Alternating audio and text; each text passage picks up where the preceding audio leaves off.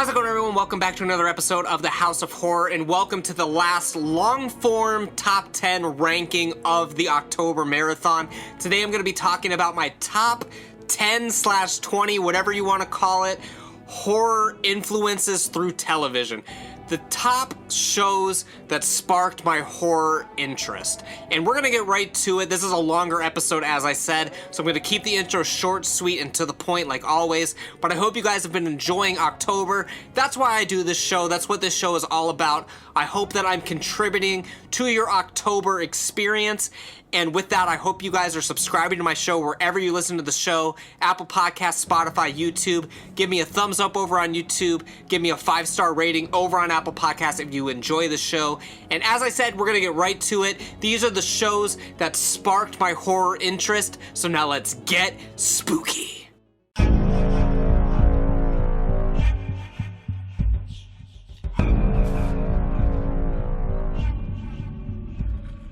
How's it going, everyone, and welcome back to another episode of Buddy's House of Horror podcast. I don't know if you guys can hear it, but it actually just started pouring down rain. Almost as soon as I hit the record button, I heard the lightning. So very, very appropriate for the House of Horror. Very appropriate for the spooky season. I hope you guys have all been enjoying October so far. I hope it's been treating you guys well. I hope you had plenty upon plenty of pumpkin spice lattes, pumpkin cream cold brews. I hope you guys have been going to the pumpkin patches. Hope you've been drinking tons of apple cider, and hope you guys have just been, in general, having a great Halloween season. I know that I have. This has one of the most fun Octobers I've had in a couple years. So I hope all of you guys have been having a great time as well. Supposed to be going to a haunted house this weekend. Not sure if that's happening. And I cannot believe that Halloween is almost upon us already. This is scheduled to be the last Top 10 Tuesday-ish episode of the House of Horror this year. Can't believe that this upcoming weekend is Halloween. And I can't believe that October is already almost over. It really flew by, guys. It's almost time for Christmas. But I'm going to salvage every last moment of Halloween and the spooky season as I can while it is still around. Just a couple housekeeping things, or crypt keeping things, if you want to be more spookily appropriate. The House of Horror is my crypt. So a little crypt keeping things before we go ahead and get started. If for some reason this is the first episode you guys have watched this October, there's been 20 or more episodes that have been released at this point for you guys to check out. So if you guys haven't checked out any of those episodes yet, please make sure you go ahead and do that. We've had some really, really fun ones this year. Some of the most fun podcasts that I've ever had the pleasure of recording, I've done somewhat recently. We just released the Random Horror Thoughts episode. That episode was great. I really loved talking to Jared and Miles, discussing Halloween Kills, which also came out last week. Just tons of great episodes. Back from the very beginning of the month, I released an Addams Family versus the Munsters episode. That was a ton of fun. Now the rain is really coming down. I don't know if you guys can hear the rain, but I can hear the rain. It'll just add to the spooky atmosphere, and if you can't hear it, just disregard anything that I've said about the rain. But hopefully you can hear it just a little bit. It'll really increase the atmosphere for you guys. The atmosphere, if you will. So yeah, you guys got to make sure you're checking out all the episodes of the House of Horror, not only on the House of Horror stream on Spotify and Apple Podcasts, but also on Brain Damage. You got to go over to Brain Damage to check out the episodes of Brain Damage podcast that I released with Jared and Miles. Of course, they're all available over on the YouTube channel. So if you prefer to listen over on YouTube, all of the episodes are there in order. You're getting the full 31. But if you're ever wondering if you're in the House of Horror stream and there's a day or two that go by and there's not something updated, that's because it's getting updated in the Brain Damage podcast stream. Maybe in future years I'll have to have a little like sound clip that says, hey, new episode of Brain Damage out now, go listen to it over there, or something like that, so you guys are aware that there's a new episode of Brain Damage that came out. So I hope that clears up any confusion. So there are 2 podcast streams to subscribe to over on your streaming services, your screaming services, your podcast screaming services. But on YouTube, it's all right there. Of course, I want to remind you guys I have that voicemail number if you guys want to call in, give me suggestions what you want me to talk about on the show. For next year or for a little bit later, this year is already booked out of everything that I'm doing. But I want to keep the show going into the year and maybe wrap up episodes for the summer to get ready for the big dump of episodes that happen in October. So if you have any suggestions of what you guys want me to talk about, let me know down in the comments below on YouTube. Let me know on Twitter, Facebook, Instagram, or through my voicemail box.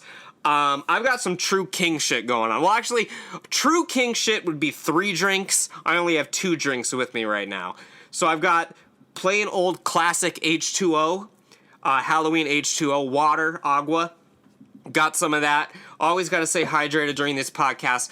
And I've got a Dr. Pepper diet. Diet Dr. Pepper is vastly superior to regular Dr. Pepper. I like the Dr. Pepper cream soda as well, but it's been a little bit harder to find.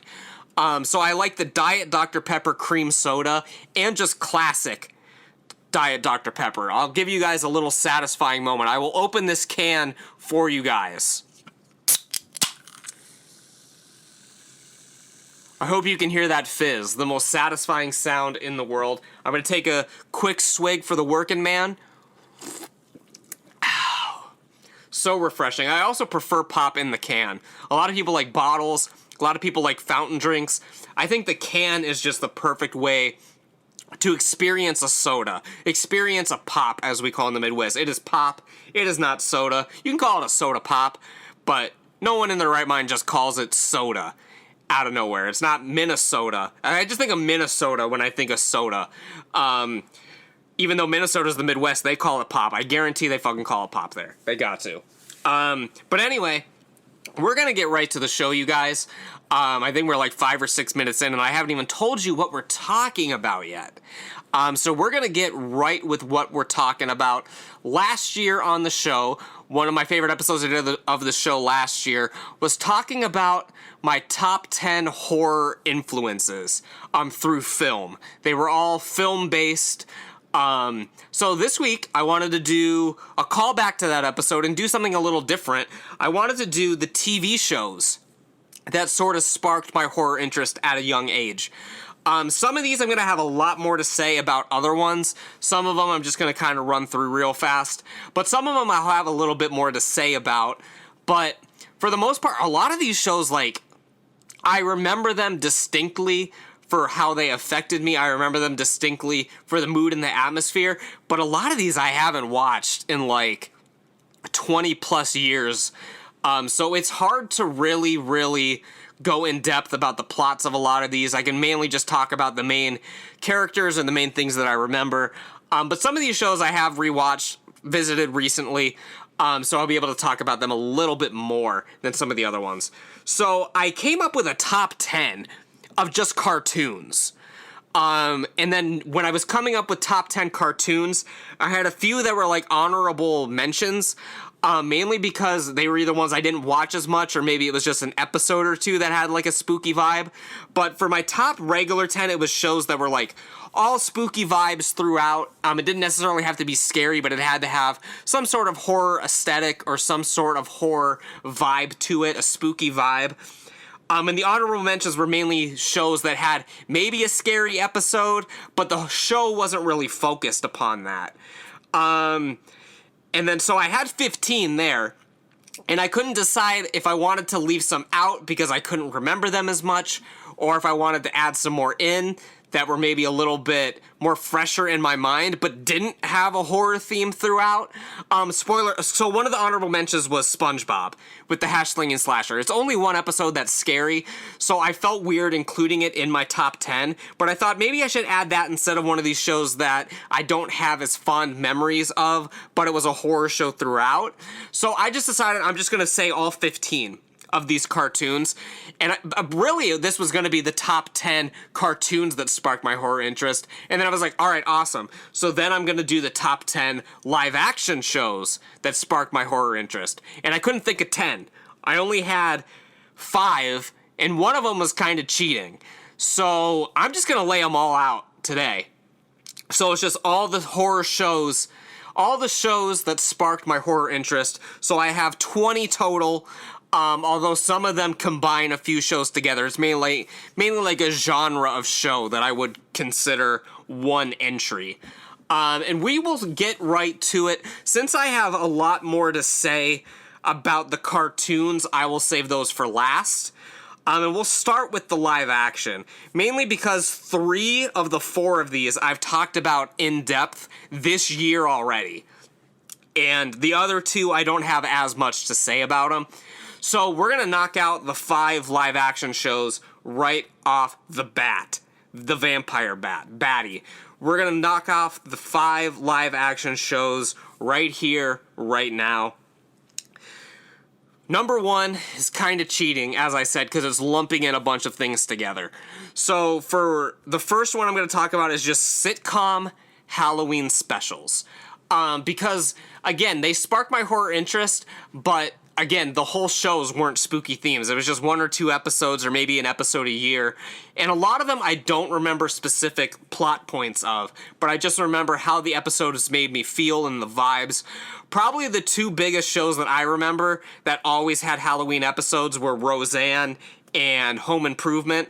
They were both known for really great Halloween episodes. Fuck Roseanne as a person, but as a kid, like, I watched her Halloween episodes of her show. Those are really the only episodes I remember. I remember a couple other episodes, but it was mainly the Halloween episodes, and mainly the pumpkins. They always had, like, really good, elaborate carved pumpkins, and Home Improvement did the same thing. But probably the show that sticks with me the most with its spooky episodes, I think there were a couple, but there's one main episode that really, really got to me when I was a kid, and that was Boy Meets World. There was an episode, it was probably like a metaphor for puberty or something like that, but there's an episode where the main character, Corey Matthews, turns into a werewolf.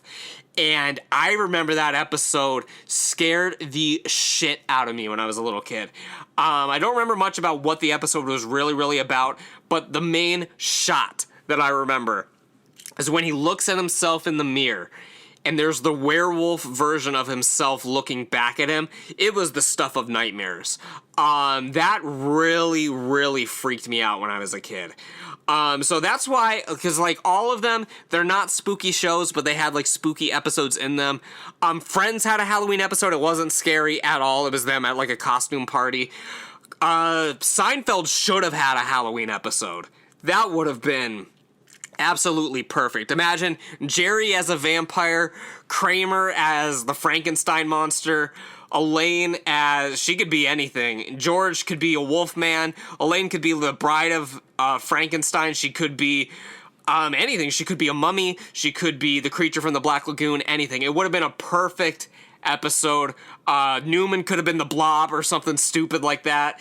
I think it would have been great if they would have had a Halloween episode of Seinfeld like that. That would have been phenomenal.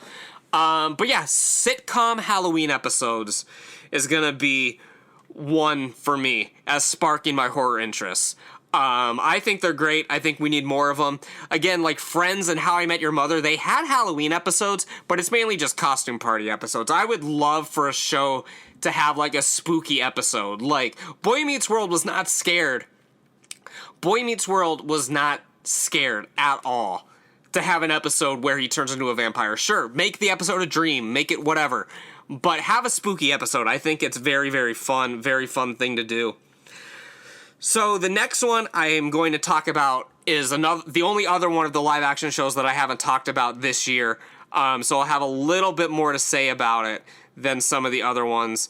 And that is Are You Afraid of the Dark from Nickelodeon. If you were a kid in the 90s, early 2000s, you know this show. This show, again, was the stuff of nightmares when we were kids. I don't have as many vivid memories about every specific episode of this show, mainly because frankly, as a kid, I was probably too traumatized to watch a lot of it. But I do remember quite a few episodes of the show. There was, like, one with, like, the clown head. I remember the clown. I looked at the title of the episode just to refresh my memory. It's called The Tale of the laughing in the dark. With that clown, man, that's some of the scariest shit that I saw when I was a kid. I remember some episodes there were episodes that were cheesy, and even when I was a kid, I could tell that they were cheesy. But some of them were really, really scary. I remember there were a few about ghosts. Some were about like dummies, and clowns and living dolls. There was one about like a doll maker, I remember. These were just great, man. I remember, and that's like the archetype I have when I think of like the people sitting around the campfire telling scary stories. It's from Are You Afraid of the Dark? Of course, before that you had like Friday the 13th Part 2 and stuff like that. But when I think of people sitting around a fire telling spooky stories, I think of Are You Afraid of the Dark? And something else I watched as a kid, this isn't part of the list, but Disney Channel had a lot of original like TV movies. Maybe I should do that sometime and talk about the Disney Channel movies that were spooky. None of those are going to be included here, but I literally just thought of that when I was thinking of Are You Afraid of the Dark? There were a lot of like Disney TV movies that had some spookiness to them, and they're probably all on Disney Plus right now. So maybe next year I'll talk about some of the spooky Disney Channel TV movies. But Are You Afraid of the Dark is coming in as another live action, so that's 2. I've got 3 more, and I'm just going to plow right through them because, again, I've talked about all 3 of these at length on the show this year. And those are the Munsters, the Addams Family, and the Twilight Zone. The Munsters and the Addams Family and the Twilight Zone, I watched them all in like a similar time frame. Like I said, like I watched a lot of these when I was over my grandparents' house. My uncles and my aunt and my mom, they were kids when a lot of these were on television. So when we were at my grandparents' house, this was always what was on TV. They had it on like TV Land or Sci-Fi or whatever we were watching. These would always be on TV at their house. I remember watching a ton of episodes of these shows when I was a kid. Not very vivid memories of specific plot points of them when I was a kid, just a lot of the imagery. And of course, as an adult, I've rewatched all of the Twilight Zone multiple times. I've seen every episode once, but most episode like 3-4 times. The Munsters and the Addams Family, I've watched a lot. I haven't seen every episode of each show, but I've seen the majority of it. I've probably seen 80% of both shows. It's just a lot of shows to watch. I mean, I don't have that much time, quite frankly, to watch all these shows. Even though they're all very short shows. Like, it's not like shows ran for like 10 seasons like they do today. But regardless, I've seen a lot of episodes of them over the years. If you want more information on either of the 3 of these shows, I did my top 20 Twilight Zone episodes last week, and I did my Addams Family and Munster discussion. That was the first episode of the month. So definitely go ahead and check those episodes out. Those were a ton of fun to do. All those episodes were a ton of fun to do. So those are going to round out the live action television shows. So those are the shows that were not cartoons, obviously. Where I was trying to think of a segue to get into the cartoons, but we're talking about cartoons the rest of the time. I guess we'll start with the ones that I said were going to be honorable mentions. But all of these are the same. This is just a top 20. Because I'm just going to keep it all together. None of these are pitted against each other, ranked against each other. These are all just shows. There's not, one was more influenced, I was more influenced by another one, or this and that. Although that may be the case, that's not how this list is broken down. They're just the order I wrote them down. They're not even in chronological order of when they were made or when I saw them. It's just the order in which I thought about them in my brain and wrote them down. And I'm not even reading them in that order. I'm just going to look at the list and talk about whatever one I want to talk about first. So, to start the honorable mentions, we'll start with the Nickelodeon stuff. So we got 3 for Nickelodeon. We'll start with what I already mentioned, because I already mentioned it, the Slinging slasher episode of Spongebob. My favorite episode of the show. To this day, I still think that is the best episode of the show. It's called Graveyard Shift. And it's the episode where the Krusty Krab decides it needs to be open 24 hours. So SpongeBob and Squidward are working the graveyard shift. They're working overnight. And creepy stuff starts happening. The Slinging slasher tale is told by Squidward, and they start thinking they're seeing him and hearing him all over. They're getting phone calls. There's slime dripping from the wall. The lights are flickering on and off. SpongeBob has to go take the trash out, and he's freaking out outside. And of course, the Slinging slasher himself shows up on the bus, and he's dropped off and he's approaching the Krusty Krab. And of course, Nosferatu is in the episode, Count Orlok. That's my first introduction to Nosferatu as well, because everyone knows him from that episode. If you've never heard of Nosferatu before, if you've watched SpongeBob, you've heard of him. That was the first time I heard of him, and I was fascinated with him from that episode. And then I had to go and seek out what he was from, because I was just fascinated by the character. But again, phenomenal episode of SpongeBob. I think that's where SpongeBob hit its highest point. Those first few seasons of SpongeBob are still incredible. Obviously, there was a big dip in quality at some point. I probably want to say like season 5, season 6, it started to get like really fucking weird and bad. But those first like 4 seasons, I think, or maybe 3 seasons, god tier cartoons. Really, really, really good stuff. I'll defend SpongeBob forever. At least those first couple seasons. Next, we'll talk about Danny Phantom. Again, not a scary show, but it has a spooky vibe. Danny Phantom obviously is a ghost, a phantom. It is made by the same team that brought us the Fairly Odd Parents. Similar animation style, similar character designs and everything. The voice acting is similar, like everything. It feels like a more preteen version of Fairly Odd Parents, because Fairly Odd Parents was for kids, essentially. But Danny Phantom, like I watched it and I felt a little bit more grown up. Not that the subject matter was super dark or anything, but everyone remembers Danny Phantom. It's a really great show. There's not as much to say about it. Again, I haven't watched it since I was a kid. I just really remember the imagery. I remember some of the creatures that he would go up against and stuff like that. Really fun show, really great show. It's one that I should rewatch. And of course, I know the internet has been simping over Danny Phantom for a few years now.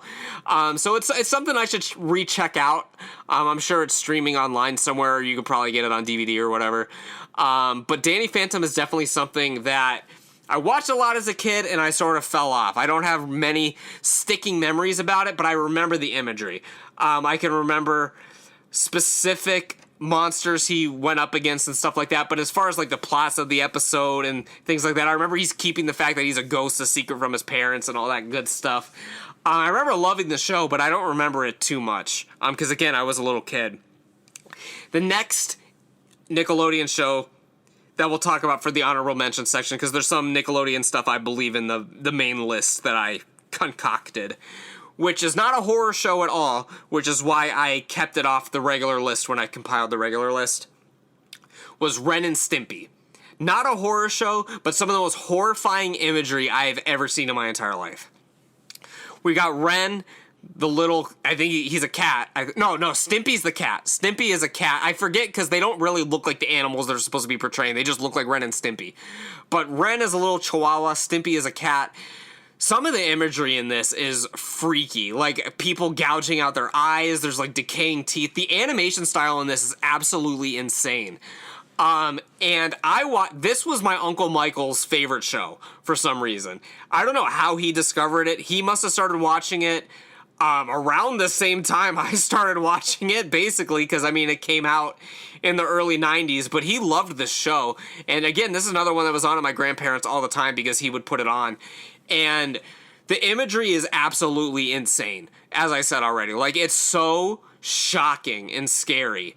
And it's very inappropriate. Like, I don't know how they got away with a lot of the stuff they got away with on that show. Definitely not made for kids.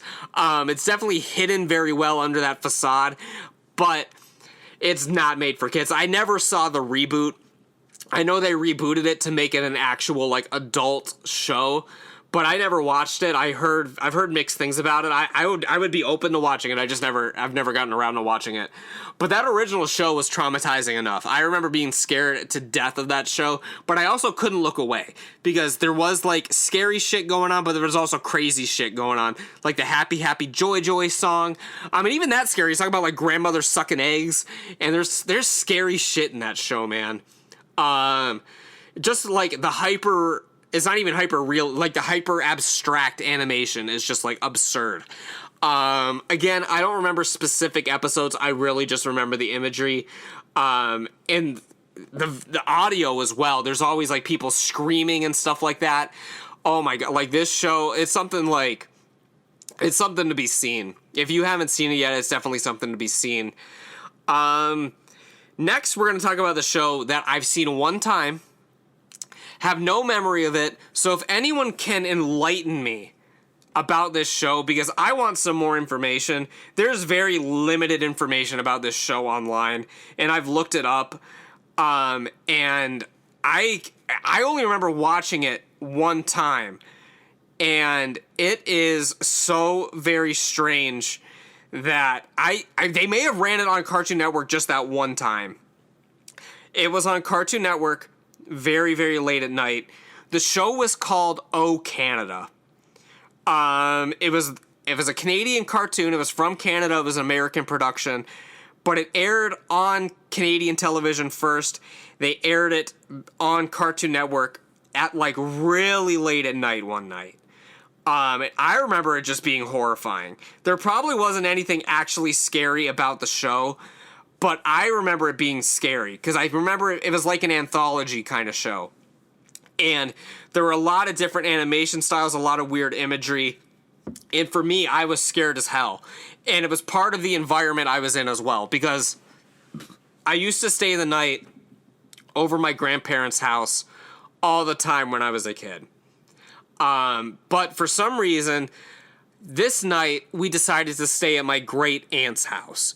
I remember it was me, my brother, maybe my sister was there, or maybe it was one of my cousins, or both. But I remember it was my brother, my sister, and someone else. I think my cousin Elena may have been with us. And we had never stayed the night at her house before. And for context, she lives, when she was alive, she sadly passed away last year. But when she was alive, she lived in this log cabin in an apple orchard, like a legit like apple orchard. People would go pick apples, the whole thing. So she lived in this cabin, and we're there in the middle of the night. She was asleep in another like room of the house, and we were all in the living room in front of a fire. Actually, I think it was a fake fireplace. I don't even know if the fire was on, but I'm just talking about my memory. My memory was the fire was on. It could have easily not been on. It doesn't make sense for it to be on if she wasn't there with us. But my memory, it was on. I could have been, I'm definitely fabricating that, because now looking back, there's no fucking way the fireplace would have been on if she wasn't in the room with us. But this show came on middle of the night. We're all sitting there. We're little kids. I was probably like 8, 9, maybe.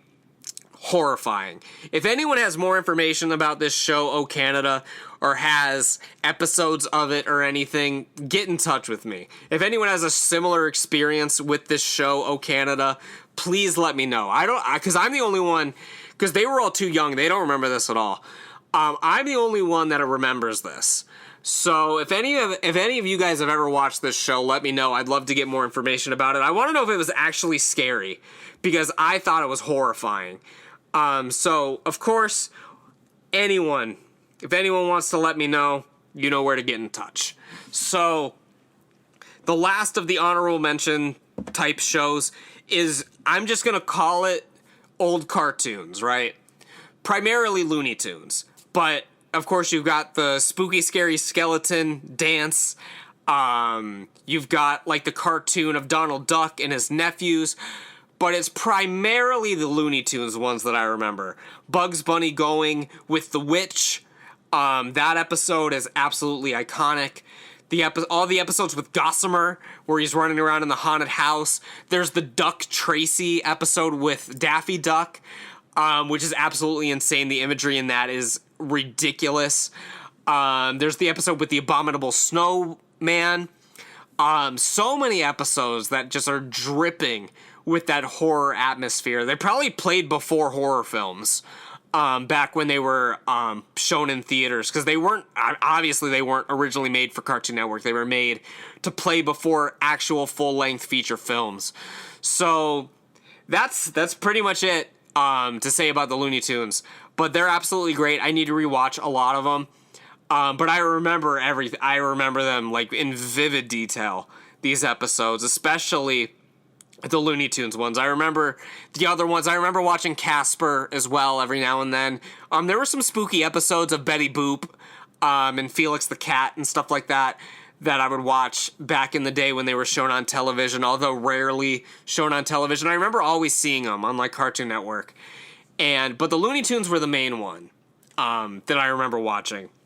So now we'll move on to the main portion of our list.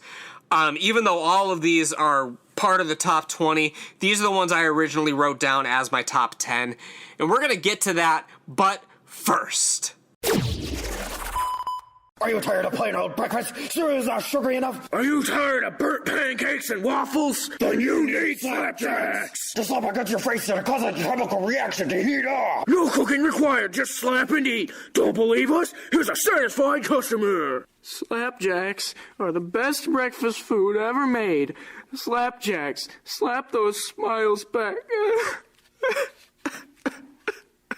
You heard it here, kids. Slapjack saves lives. Order at www.slapjacks.com. Had to throw in one of the classic ads for you guys. My boys over at Slapjacks, get yourself slapped today. So ridiculous. Okay. Anyway, we're going to move on to 10 more cartoons that sparked my horror intrigue, my interest. And we'll start from the top. I made that joke in another episode, but it's fine. But we'll go through some of these, and we will discuss the shows. We'll go through the ones that I don't remember as much first. We'll do it like that. We'll do the ones that I mainly just have in my memory for the imagery, and not so much for the direct storylines or the plot. So we'll start with those. We'll start with the Addams Family cartoon from the 90s. The 90s version, because this was the second version of the animated series. Of course, if you guys listened to my episode where I broke down all of these shows, you guys would be aware of the Addams Family and their history. But if you haven't, definitely go check out that episode. This was the second show. It was running on ABC. 1992 is when it started, I believed. The animation style is absolutely iconic from it. They look very similar to the cartoon, the comic books, as I remember. And I just remember the show being insane. I remember being scary. I remember at the time not even realizing that it was based off of another property. I thought the show was just the Addams Family. I thought that was the Addams Family. I had no idea about the cartoon. I keep saying the cartoon, about the comic. I had no idea about the original series. I had no idea about the films. The films had been out at the time I started watching the cartoon. So I had no idea about any of this. I thought the Addams Family was just the cartoon. Again, don't remember too many specific plot points, just remember the imagery. The voice of Gomez is still John Astin. That's still the voice that I think of when I think of Gomez Addams. So, if anything, I was getting something authentic. I was getting what the original Gomez's voice was. So, for me, it was a win in my book, and of course, after that, I went and rewatched the series when I was at my grandparents' house. But this, I remember being on, like, Saturday morning cartoons. I remember this being on, like, all the time. I think it aired on ABC, but I remember seeing it on, like, WB Kids or Cartoon Network or something like that when I was younger. It was definitely syndicated on other networks. And I remember watching it all the time.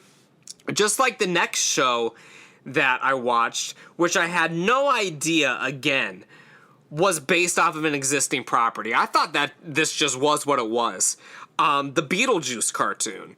When I was a kid, I didn't realize it was based off a live-action film, and then when I heard of the live-action film, I thought the film was an adaptation of the cartoon. I didn't know that the film came first. I thought that this cartoon came out, and then similar to, like, other shows, it got adapted into, like, a movie version. I didn't realize it was the other way around. So this was my introduction to Beetlejuice. The ghost with the most. In the show, it focuses more on Beetlejuice, which is something that the original film doesn't really focus on Beetlejuice. The film is more about the other characters, and Beetlejuice is probably in the film for like 10 minutes max. But in the cartoon, he's in it pretty much the entire time. It centers around Beetlejuice and Lydia, and it's their adventures. There's other characters from the movie that are in the show as well, but it's mainly about the two of them. And Beetlejuice resides in his realm, but he lives in the living room, goes to the living world when he's summoned. Obviously, you say Beetlejuice 3 times or 5 times or whatever. He comes into the real world, and it's just their adventures. Again, I don't remember too many specific episodes. I remember the opening. I remember the opening credits to the Beetlejuice cartoon is absolutely insane. There's like a roller coaster. It was a really great show from when I was a kid. Again, it's not something I've rewatched as an adult and have like a sticking memory of specific episodes and plot points, but I remember it having a good vibe. I still think of Beetlejuice as this cartoon character, whereas in comparison to the Addams Family, now I think of the more live action stuff when the Addams Family is mentioned. But whenever I think of Beetlejuice, I still think of this cartoon version. I still think of the way he looked animated and not necessarily the way he looked in the Tim Burton film with Michael Keaton. I think the film's a little overrated. It's not one that I've rewatched too many times. I've seen it like once or twice. But maybe that's one I think I need to give another chance. If you guys have listened to my random horror thoughts episode, I said that Tim Burton was like kind of overrated with his like spooky stuff. Maybe I need to do like revisit some of these Tim Burton films and talk about them more in depth.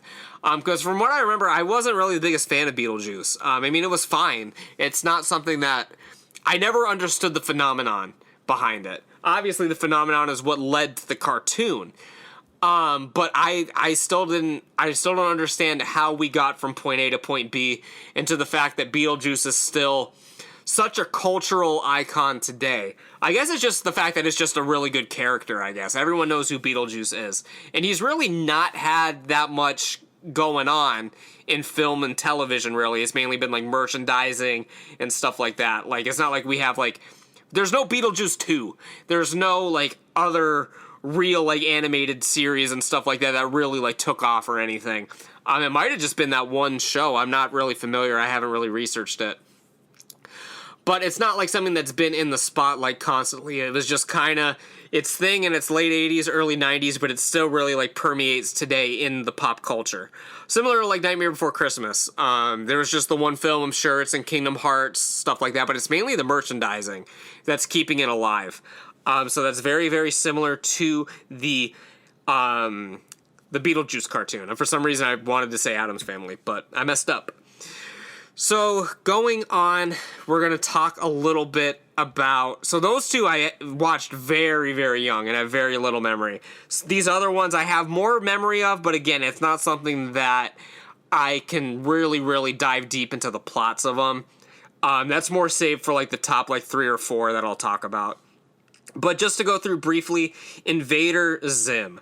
So we'll move into some of the Nicktoons next that I don't remember as much. So Invader Zim, I remember the pilot of Invader Zim very vividly. I remember him going up against the council, getting sent to Earth. I remember him being assigned Gurr, the robot who is he has got a few screws loose.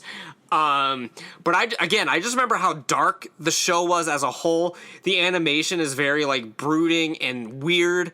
I remember everyone's tongues in the show are very weird. The imagery for me is just great. I remember the school is spelled like Skool. And I just remember everything about this show just being filled with dread. Because you don't really know who you're supposed to be rooting for in the show.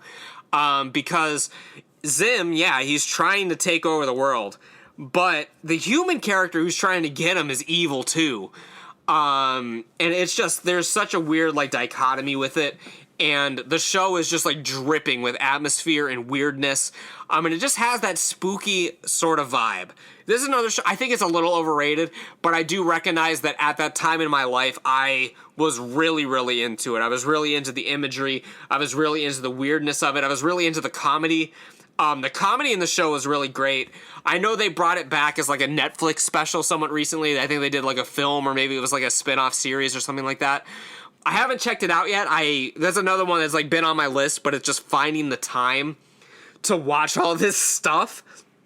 So Invader Zim, I appreciate I watched it at the time. And it's something I would be interested in rewatching it, seeing how well it aged, or maybe if it didn't age well. But I would be very, very interested in checking it out again.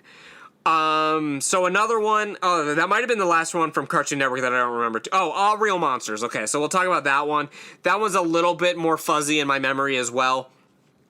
All Real Monsters, I remember this just because the monsters in it are so iconic.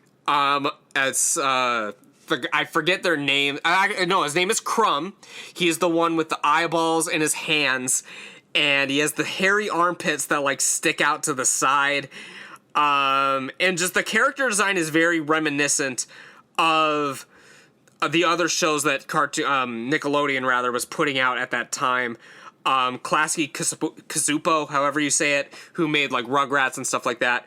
And there was Ickis, who looks like the Noid. Ickis looks like the Noid. He's that little monster that's red and has the ears.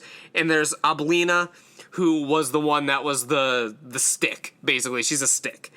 And then, of course, you have... They're all in school to be monsters, basically. That's the premise of this show. They're all in school to be good monsters. And, of course, they have the headmaster of the school, who's a complete... He's a riot, basically. The headmaster of this show is great. I think his name is like Grumble. He's really, really funny. And again, this is another show, as I said, I don't have too many specific memories about plot points, plot elements, or anything like that. But I just remember the atmosphere. I remember it wasn't trying to be scary. Obviously, you're not trying to make a Nicktoon that's actually scary and going to scare kids. You want the kids to watch it. So for me, I don't have as vivid memories of it because I would watch more stuff like Rugrats, Rocko's Modern Life, stuff like that. Rugrats had a couple scary episodes. The one with like the big baby in it, that one's pretty scary. And Rocko had like some insane animation, but I never thought of it as like spooky. But Our Real Monsters, again, just due to the nature of the show, is like dripping in the spooky atmosphere. It's kind of like Monsters, Inc. or Monsters University. It's probably like Monsters University, where it's the monsters learning how to be monsters. I remember a lot of the episodes were just them going to the Earth world, like trying to scare people and stuff. So it's not real hard-hitting content, but it's very, very drenched in that atmosphere. Moving over to Disney real fast. So Disney had a show, and you probably all know what show I'm going to be talking about. Of course, we're talking about Gargoyles. Gargoyles was a show that's very, very well regarded in the horror sphere. A lot of people talk about this show being a horror influence for them, and I'm definitely no different. It follows a clan of the Gargoyles, and they're actually gargoyles. They turn into stone during the day. At night, they come alive. And gargoyles, they're just dripping, like gargoyles in general, not gargoyles in the show. Like real gargoyles are just dripping in that horror gothic aesthetic. And this show is definitely no different. It's basically a superhero show, but there's some horror stuff in it. And just due to the nature of everything going on, it's a very complex story. It's a very dark story. It's another one I want to rewatch in its entirety. And read some of, because I'm pretty sure they had like a graphic novel series after this and some other stuff going on with the Gargoyles. Goliath is just such an iconic character. He's the main gargoyle who we follow through his journey. And it's just a really great show, very complex show. If it had come out when I was a little bit older, I probably would have been able to understand a lot of the things that were going on. But I thought the show, like at the time, like it was too complex for me. I didn't really follow everything that was supposed to be going on. I didn't really get a lot of, like I feel like if I watch it now, I'm really going to appreciate the show a lot more. But as a kid, I just liked the way it looked. I thought the creatures looked cool. I thought that the show was scary. I was scared to watch gargoyles. And gargoyles were just creepy to me at the time. They still kind of are. I still think they're sick. I would love to get a gargoyle on my house, on the House of Horror. It's just a really good show. Disney had a thing with gargoyles at the time. Of course, Hunchback of Notre Dame came out as well. And that had gargoyles in it. They aren't played by Jason Alexander in the show, though. That would have been great. But that's one I definitely want to rewatch. It's very underrated. I'm surprised they never brought it back. It's something that people are like, oh, you should put gargoyles in Kingdom Hearts. You need to redo a series of them. They haven't done it yet. I don't know what's stopping them.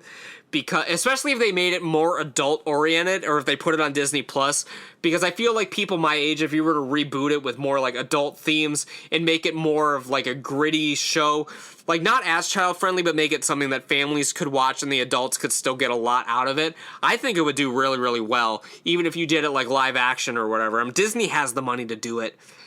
It probably wouldn't make as much money as some other stuff that they could do, which is why they don't do it. But the hardcore fans would definitely be there for it if they did. So we'll move over to Cartoon Network briefly to talk about the next show that I have very, very fond memories of, but not as vivid as some of the other ones that I'll talk about in a second. And that is The Grim Adventures of Billy and Mandy. I remember when this show premiered. I remember watching this show, like, religiously. I remember there's an episode where Billy has, like, a conjoined twin. I remember them going and having their arch nemesis, Hector Concarne, who is basically a dismembered brain like Krang, and he's put in a giant, like, bear, like a goofy-looking bear, even though the real-life human version of him was, like, this buff creature. But just the comedy there was great. Of course, Hector Concarne got his own spin-off show as well. But the main story is about Billy, Mandy, and the Grim Reaper. And in that first episode, basically, the Grim Reaper is sentenced to, like, be their caretaker forever. He gets tricked by the kids, and now he's stuck basically being their servant. Again, the show's just dripping with atmosphere. You see the underworld, you see all this crazy stuff, and it's just very, very funny. The show's very funny, even down to, like, the character choices of, like, having the Grim Reaper have an accent, having him just be so silly, because he's a very silly Grim Reaper. There's just so much to this Grim Reaper. It's probably one of the best Grim Reaper characters ever in film or television. He's just such a fascinating character. And it's a very unique interpretation of the Grim Reaper. And Billy and Mandy themselves, they're also great characters. The show is just really fun. Of course, Mandy is more serious. Billy is this crazy kid. I remember so many fond memories watching this film, but again, it's not a show where you really remember all of the episodes and the plots of the episodes. You really just remember the characters. And the characters in this show, these three main characters, are so funny. The animation is great. Of course, this was on Cartoon Network. This was after, like, the golden era of Cartoon Network shows. This was in, like, the next phase. So this was, like, Dexter's Lab was coming down at this point. Powerpuff Girls was coming down, and this was, like, in the new era of shows. I think it came out around the same time as, like, Mike, Lou, and Og, and all these other things that aren't as highly regarded as the golden era shows.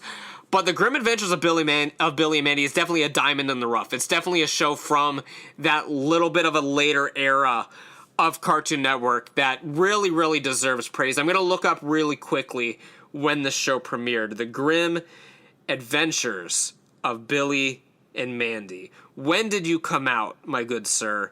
When was this created? Where are we at? List of... from, like, 2004. When did it first shown in 2000. Original release 2001 through 2007. So, yeah, this was after, obviously, Dexter's Lab, stuff like that, because those all came out in the 90s. But I think the show was really, really good. Of course, as I said, it had a few spin-off shows such as Evil Concarne, and it had some other shows as well, like some spin-off Billy and Mandy shows and stuff. But I mainly just watched the original, and I thought it was a great show. Again, not as much to say about it, just really fun. Really great. These next shows are shows that I have a lot more to say about. They're a lot more vivid in my mind. Some because I've rewatched them recently, but others just because they're so ingrained in my mind and they're so memorable that you just have to appreciate it.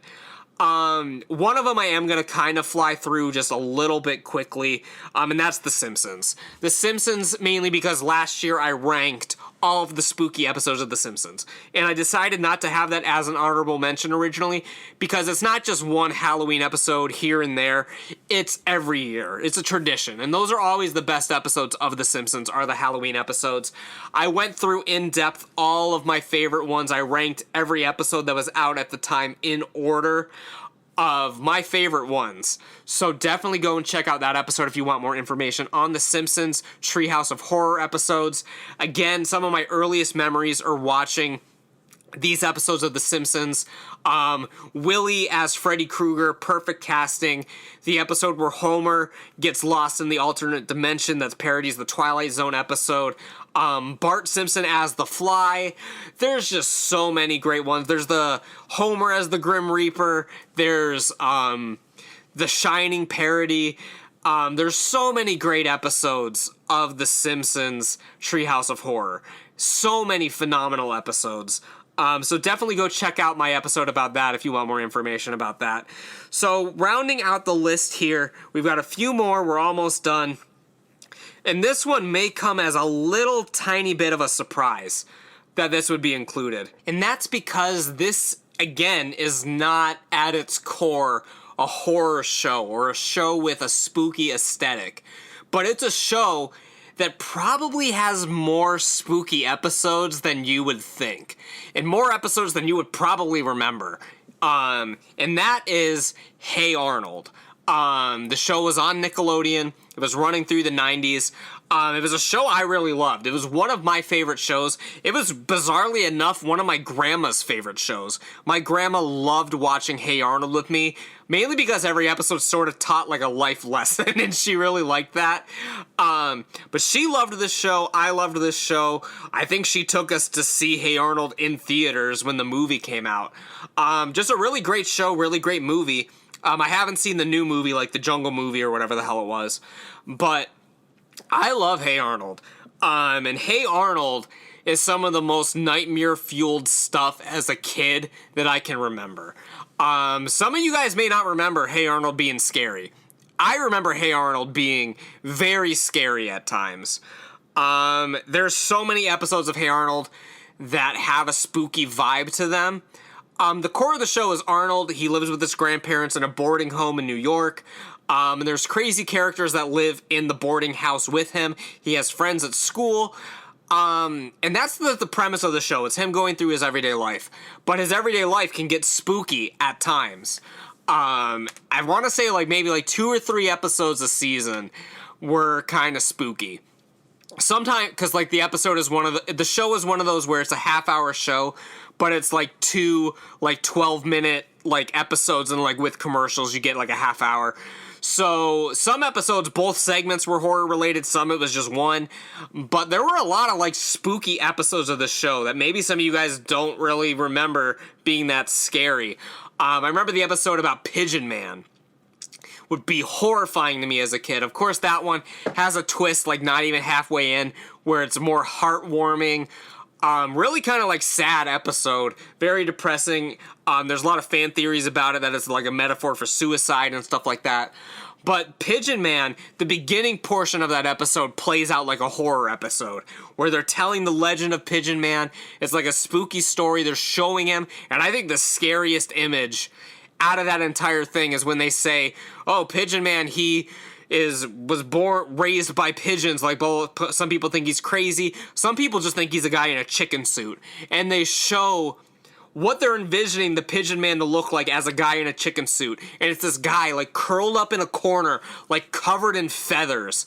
And it's disturbing. It's still scary to this day. So that episode's horrifying. There's some episodes that are more lighthearted, but are definitely very spooky.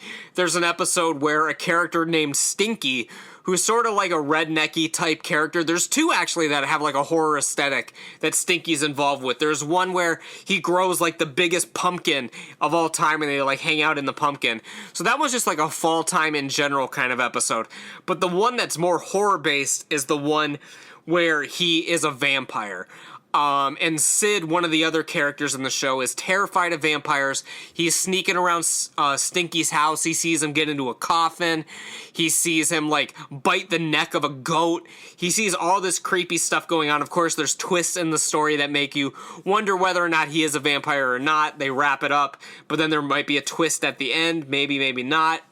That episode's great. Very horror aesthetic involved in that one. There's the episode where it's not even really a horror episode, but it's an episode where the grandpa is like decaying on the bus and his jaw becomes unhinged. That's a scary episode. There's an episode with the haunted train where it's an old urban legend that this train ran off of the tracks and killed all these people, and now the train still comes back some nights. And of course they go scoop it out and they get on the haunted train. That episode's scary. There's an episode with Arnold's, like, basically the bizarro version of the Hey Arnold universe. He has, like, a cousin named Arnie, and just everything in his side of town is just super fucked up and different. There's so many scary episodes of this show. There's an episode with, like, a ghost bride. There's episode, probably the ultimate, and I could probably do a top 10 list of the spookiest episodes of Hey Arnold. Because some people don't think it was a scary show, but it definitely was. Like, there's an episode where I think it's Four-Eyed Jack. That's the name of the episode. See, I'm like remembering all of this as it's coming to me. Where, like, they're snooping out in the basement of the house, and then Four-Eyed Jack appears as a ghost, like, over Gerald's bedside, trying to get his glasses. There's so many scary episodes of the show, but probably the ultimate one is the one with the headless cabbie. And that's another one where they tell the scary story of the headless cabbie. It plays out where there's a cabbie, he drives through the park on his horse-drawn carriage, and a mysterious woman aboards the cabbie and makes him wear a scarf, and she's like yelling at him to go faster, go faster, go faster. And eventually the scarf gets caught on a tree and he gets decapitated. And then so they're going to investigate if this really happened. There's a man with a hook for an arm. The episode is just dripping in that spooky aesthetic. It's very comedic as well. I like, these episodes aren't all just straight up scary. There's a lot of humor involved in all of these episodes. But they have that spooky edge. And that one's probably the scariest. That one or the Haunted Train are probably the scariest two episodes. But I love Hey Arnold. I love the spooky episodes of Hey Arnold the best, but that show in general is just a really, really great show. From the best era, I think, of Nickelodeon. Hey Arnold was going on, SpongeBob was going on. All these shows I just really love. Yeah, Hey Arnold is a solid pick for the cartoons that spark my horror interests. Coming up next, we only got two more. It should come as no surprise, because I've talked about these two on the show before. But these two shows really, really sparked the interest for me. And there's not as much to say about them, because it's been talked about to death. But Courage the Cowardly Dog, we'll start with that one. They're both about dogs, spoiler alert for the next one, which is a very obvious dog cartoon. So it's not hiding too much. You probably know what it is because I haven't talked about it at all in this episode so far. Courage the Cowardly Dog. So many fantastic episodes of Courage the Cowardly Dog. The episode with, like, the Quentin Tarantino zombie is great. Of course, everyone knows the episode with King Ramsay, the man in gauze, telling you to return the slab. So many episodes of Courage the Cowardly Dog. I can't even think of them all right now. The episodes with cats, the Cat's Hotel, with the spiders. There's the episode where the fox or whatever's trying to cook a granny stew. So many episodes. The episode with Bigfoot, the chicken from outer space. The chicken from outer space comes back. The episode with, like, I think it's like eggplants under the ground. There's Robot Randy. So many classic episodes of this show. Some of the scariest things, I mean, there's the mattress episode, which is the Exorcist parody. The one where they go into the future and it's all like these creepy bananas. There's so many good and terrifying episodes of Courage the Cowardly Dog. One of my favorite cartoons of all time. Like, unquestionably, one of my favorite cartoons of all time. And coming up after Courage, because I don't want to beat a dead horse, I don't want to talk too much about Courage and the next show, because you guys already know what the goddamn deal is. Scooby-Doo. Scooby-Doo, probably the ultimate spooky cartoon. I'm, of course, referring mainly to the original series, which is what I grew up with as a kid. But I watched all of them. I watched 13 Ghosts of Scooby-Doo. I watched A Pup Named Scooby-Doo. Up until I was, old enough to sort of grow out of it. I watched the Scooby-Doo films that were on television, the made-for-TV and direct-to-video films. But mainly the original series is really what struck the horror influence in me, because that's what I watched first, obviously. There's the episode with, the Universal monsters in it. There's the episode... there's so many.